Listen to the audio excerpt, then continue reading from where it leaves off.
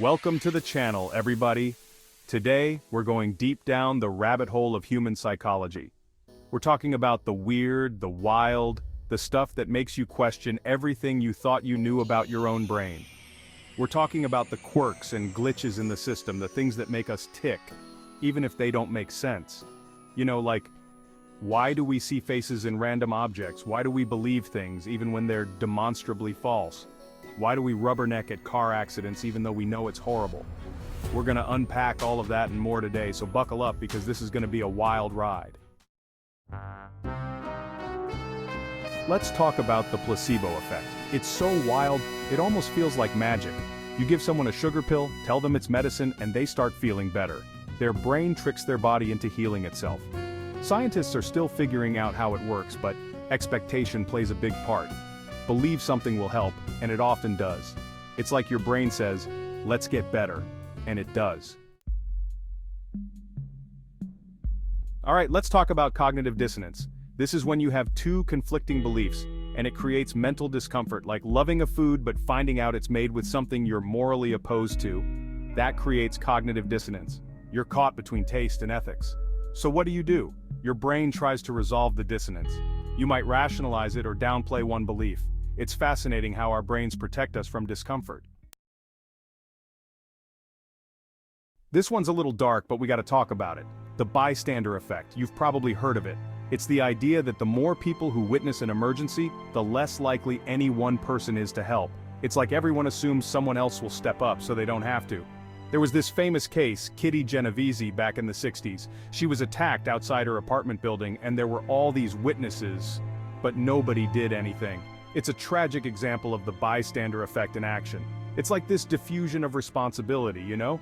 We convince ourselves that someone else is more qualified to help, or that it's not our place to intervene. But the truth is, if you're ever in a situation where someone needs help, you gotta be the one to step up.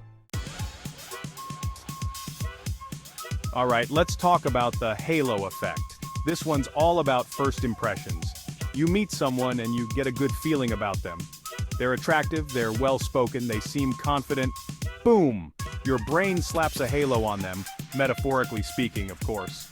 And now, because of that halo, you're more likely to see everything they do in a positive light, even if it's totally unwarranted. They could be telling you a boring story, but because you've got them up on a pedestal, you're like, wow, this is fascinating. The opposite is also true. If you get a bad first impression, you might be more likely to judge them harshly, even if they don't deserve it. Okay, this next one is a real trip.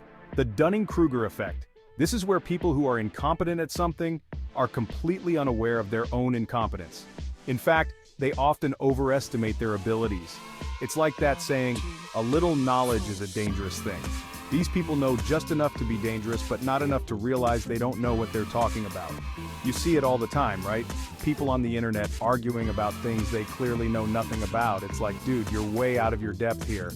The irony is, the more you actually learn about something, the more you realize how much you don't know. It's a humbling experience. This one's pretty cool, the Pygmalion effect. It's the idea that higher expectations lead to increased performance. You believe in someone, you set high standards for them, and they rise to the occasion. It's like that teacher who sees potential in a student that everyone else has written off. They push that student, they encourage them, and guess what? The student starts to excel. They internalize those expectations and start to believe in themselves. It works the other way around too. If you have low expectations of someone, they're more likely to underperform. It's a self-fulfilling prophecy. So, be mindful of the expectations you set for yourself and others, because they can have a powerful impact.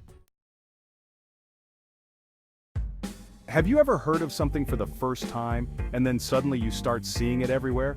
That's the BotMhof phenomenon in action. Like, you learn a new word, and then you hear it on the radio, and then you see it in a book, and you're like, what is going on? Is the universe messing with me? Well, not exactly. It's not that these things are suddenly appearing everywhere.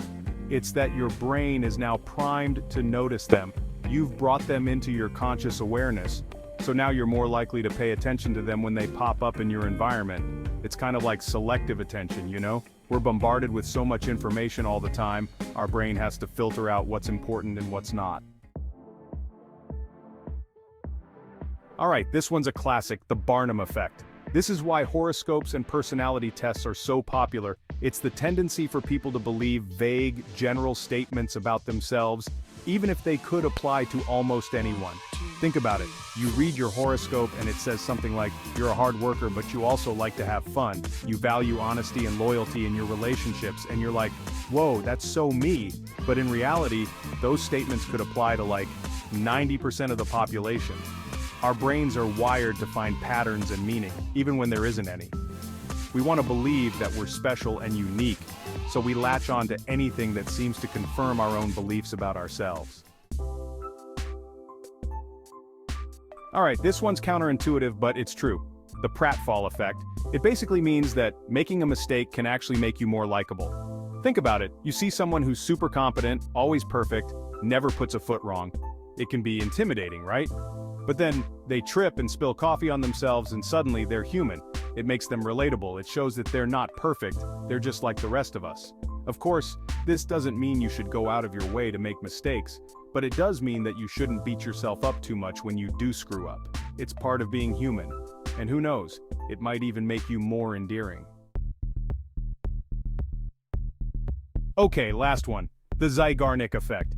This is why unfinished business drives us crazy. It's that nagging feeling in the back of your mind, reminding you that you haven't finished that project, or returned that phone call, or watched the rest of that TV show you started. It's like our brains hate loose ends. We're wired to seek closure, and until we get that closure, that unfinished task will keep popping up in our thoughts, demanding our attention. It's the reason why cliffhangers work so well. They leave us wanting more. They create a sense of tension that can only be resolved by finding out what happens next. Thanks for watching. If you enjoyed learning about these bizarre psychological facts, don't forget to like, comment, and subscribe for more intriguing content. See you next time.